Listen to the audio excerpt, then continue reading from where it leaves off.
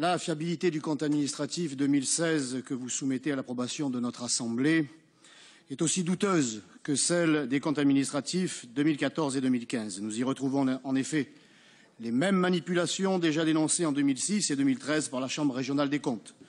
Force est de constater que vous n'en avez cure. Ces pratiques sont récurrentes et ont évidemment pour seul objectif d'améliorer fictivement le résultat, voire, et comme le suggérait la Chambre dans son rapport de 2013, de masquer un déficit. Il n'est pas inutile de rappeler que le compte administratif est soumis au même principe que le budget, c'est-à-dire annualité, sincérité, unité et équilibre.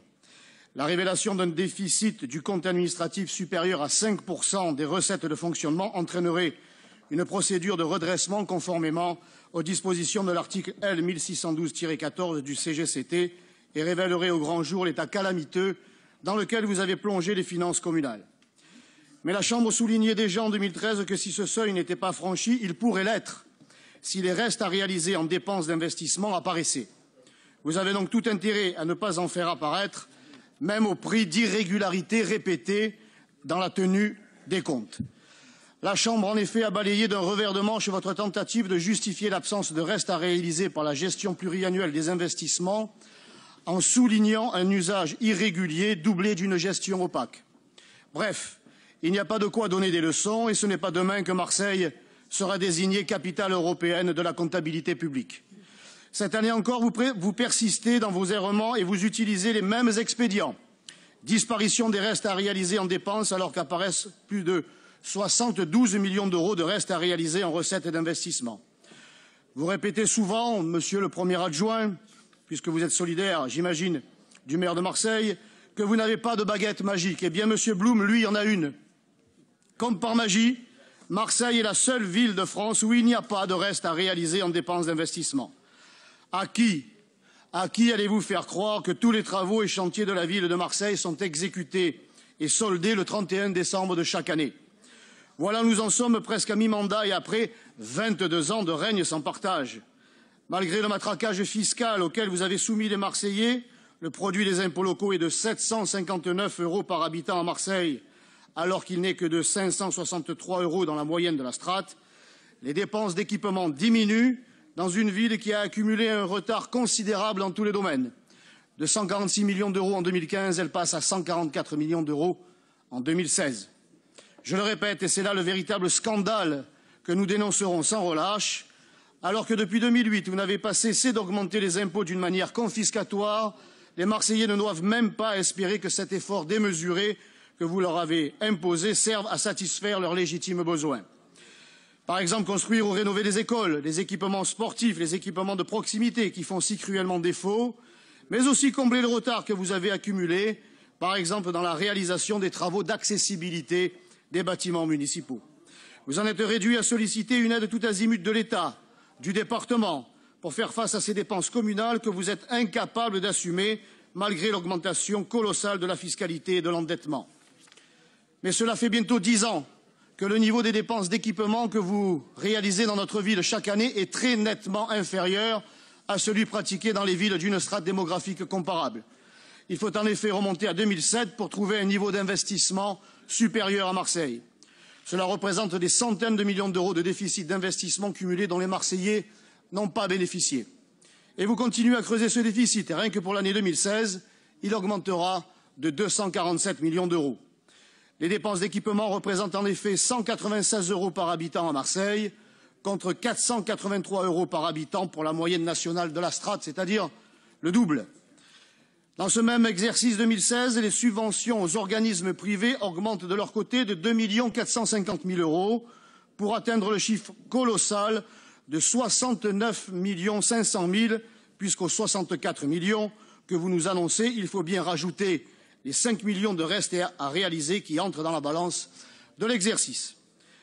Quant à l'endettement, il est si abyssal et la capacité d'autofinancement brut si réduite qu'une résorption significative de nature à restaurer des marges de manœuvre prendra des années durant lesquelles il sera impossible d'investir.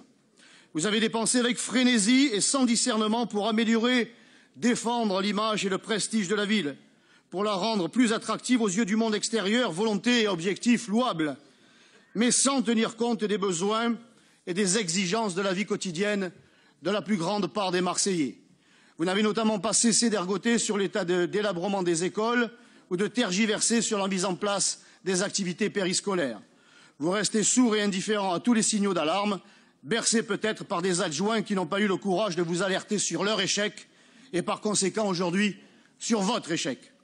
Force est de constater que seul l'ouragan médiatique vous oblige à répondre, que ce soit pour ce qui concerne l'état des écoles ou le temps de travail des employés municipaux.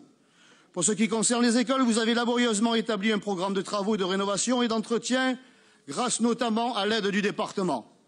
Madame Danzieux abordera ce sujet en détail un peu plus tard, mais demain, avec quelles ressources ferez-vous face à l'exigence imposée par le gouvernement de dédoubler des classes dans les quartiers dits prioritaires, ceux concernés bien sûr par la politique de la ville? Votre déni de la situation de nos écoles, à laquelle vient s'ajouter le déni de réalité d'une promesse électoraliste, ne permettent aucune anticipation financière ou opérationnelle et contraignent au recours systématique au levier fiscal, aux décisions brutales, arrêtées dans la précipitation et finalement peu efficientes. Pour ce qui concerne la durée légale du temps de travail des agents municipaux, la Chambre régionale des comptes, dans son rapport d'observation définitive de 2006, avait déjà attiré votre attention sur le caractère irrégulier des avantages horaires accordés au personnel de la ville. Bien entendu, je vous avais alerté lors du débat d'orientation budgétaire 2015 sur ces mêmes remarques, toujours réitérées par la Chambre en 2013. La Chambre indiquait que la ville avait, en 2011, perdu de ce fait 453 000 heures de travail, soit environ 10 millions d'euros par an.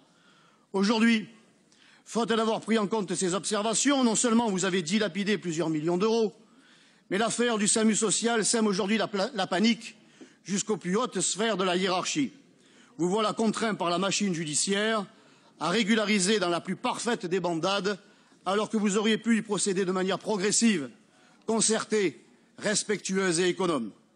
Bien évidemment, les représentants des agents protestent et certains syndicats osent même dénoncer le clientélisme qui a présidé à la gestion du personnel, baptisé pudiquement « erreur de casting » et qui est en train de se retourner contre ceux-là même qui en ont bénéficié. Les Marseillais sont las de ce système qui ne peut que se heurter à la violente incompréhension de nombreux demandeurs d'emploi. Ils sont las de vos certitudes technocratiques et de vos recettes politiciennes, las de ces pratiques d'un autre âge. Aujourd'hui, nous ne sommes plus simplement critiques, nous sommes inquiets des conséquences de votre gestion catastrophique sur l'avenir de notre ville. Les déclarations de votre adjoint aux finances qui affirme que tout sera fait pour ne pas honorer une dette de 2 petits millions d'euros que la ville n'aurait pas les moyens de payer nous laissent effectivement extrêmement perplexes quand on sait que le budget annuel total dont dispose Marseille s'élève à près de 2 milliards d'euros. Il n'est plus possible de continuer à cacher les cendres sous le tapis, à se voiler la face et à s'étourdir de grandes déclarations tonitruantes et vides, à amuser la galerie avec le pont transbordeur ou le funiculaire. Dans ces conditions et pour conclure, il est impératif de remettre de l'ordre au plus tôt dans la gestion des finances et d'élaborer un plan de redressement avant d'être obligé de subir celui qui risque d'être imposé à la ville.